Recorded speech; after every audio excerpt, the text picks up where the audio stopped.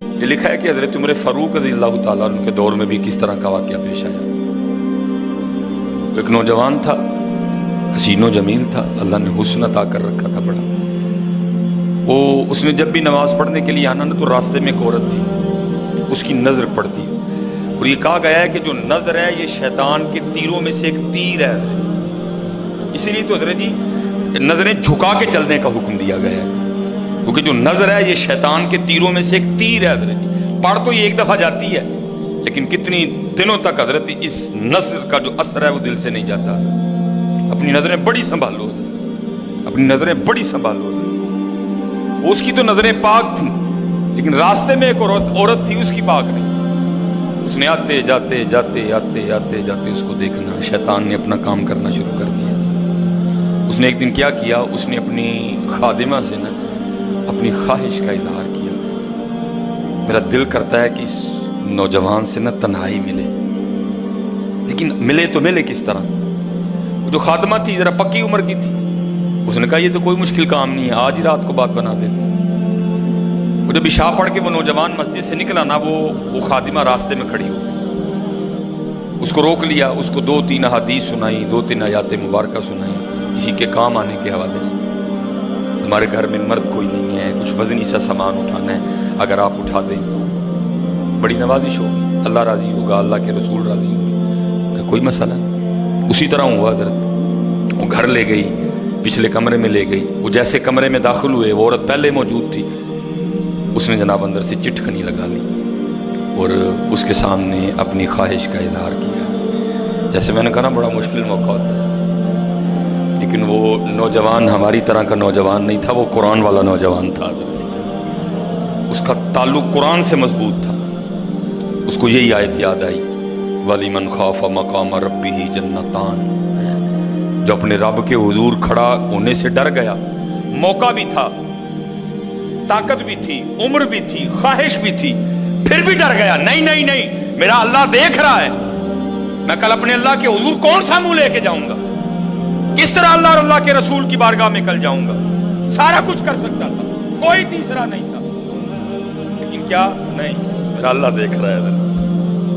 وہ ایسا خوف طاری ہوا، ایسا خوف الہی طاری ہوا، گش کھا کے گر گئے نیچے۔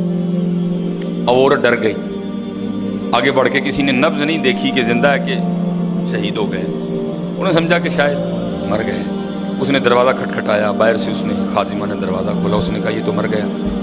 اس نے کہا یہ بھی کوئی مشکل بات نہیں، بھائی نام تو اس پہ لگے گا نا جس کے گھر سے لاش برآمد ہوگی، تم ٹانگیں پکڑو میں ہاتھ پکڑتی۔ انہوں نے تھوڑا سا محنت مشقت کر کے نا اٹھا کے جو باہر کوڑا پھینکنے کی جگہ تھی نا، اس نوجوان کو پھینک دیا۔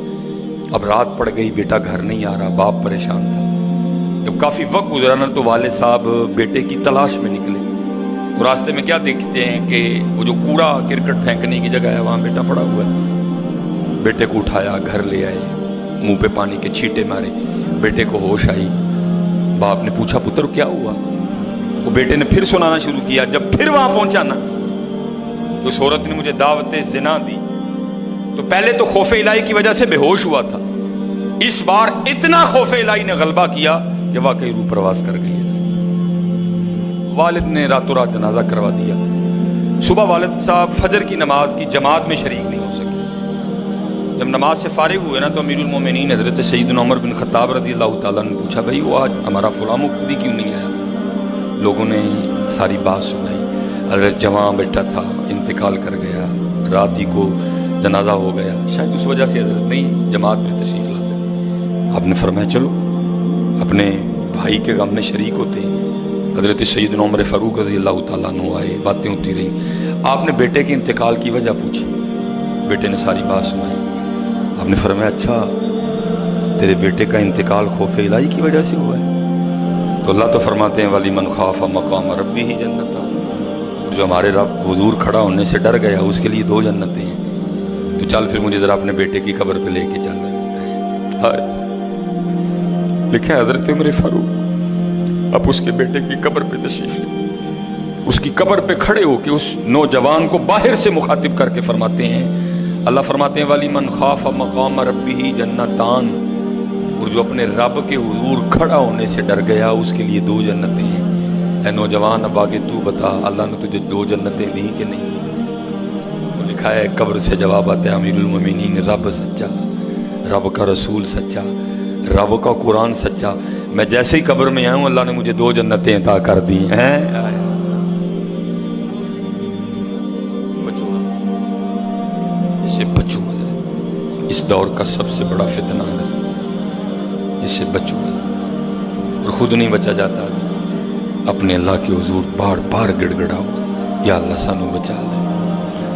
اور پھنسایا حضرت ہمیں انہوں نے اس طرح ہے، ہمارے معاشرے کو انہوں نے اس طرح کا بنا دیا ہے کہ یہاں زنا بالکل بری چیز نہیں سمجھی جا رہی، لوگ فخر سے بتاتے ہیں، یہ قرب قیامت کی نشانی ہے، لوگ گناہ کر کے فخریہ بتایا کریں۔